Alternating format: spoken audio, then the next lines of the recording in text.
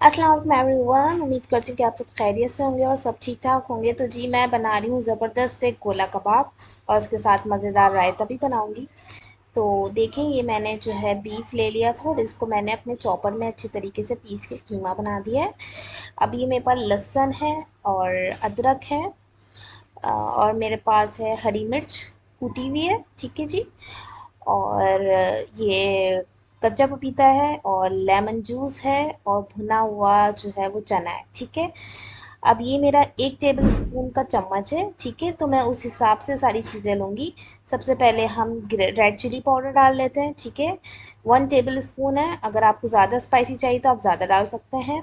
Half tea table spoon के करीब मैंने जो है वो कुटी हुई मिर्चें डाली हैं। 1 टेबल स्पून जो है मैं धनिया पाउडर डाल दूँगी इसमें, और ज़ीरा पाउडर डालेंगे 1 टेबल स्पून ही।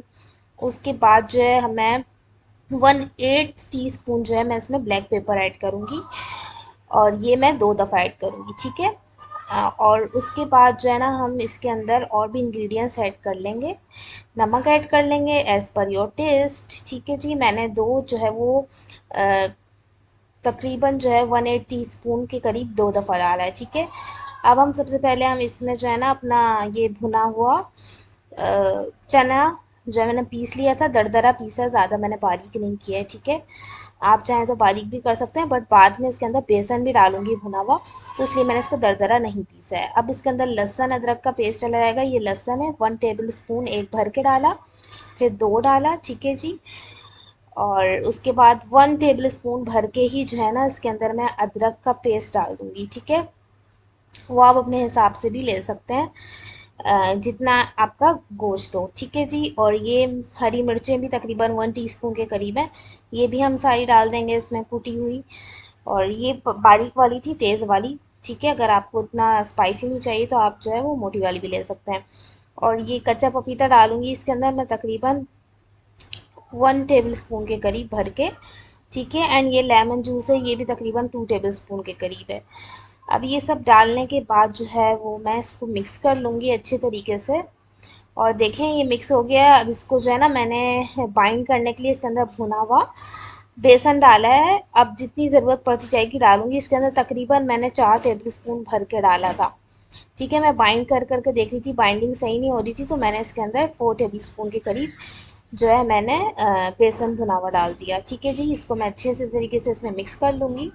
उसके बाद आप देखें साइड पे ये घी रखा हुआ है, ठीक है। इसको हम हाथ में लगा लेंगे और इसकी जो है बॉल बना लेंगे। साइज़ आप अपने हिसाब से रख सकते हैं, ठीक है। अब ये मैंने स्ट्रॉ लिए, स्ट्रॉ के ऊपर भी घी लगा लिया था मैंने। और ये देखें देखें ज़बरदस्त से गोला कबाब तैयार हो चुके हैं। अगर आप चाहें तो सीख में भी कर सकते हैं, बट मैं सीख में नहीं कर रही थी, मैं जो है वो नॉर्मल हम अपने चूल्हे पे बनाएंगे, तो इसलिए मैंने स्ट्रॉ से इस तरह से इसको शेप दे दी, ठीक है जी। और इसको हम अच्छे तरीके से शेप कर लेंगे। एंड उसके बाद हमारे जो है ये तकरीबन अच्छे खासे 1 दर्जन के करीब बन के तैयार हो जाएंगे।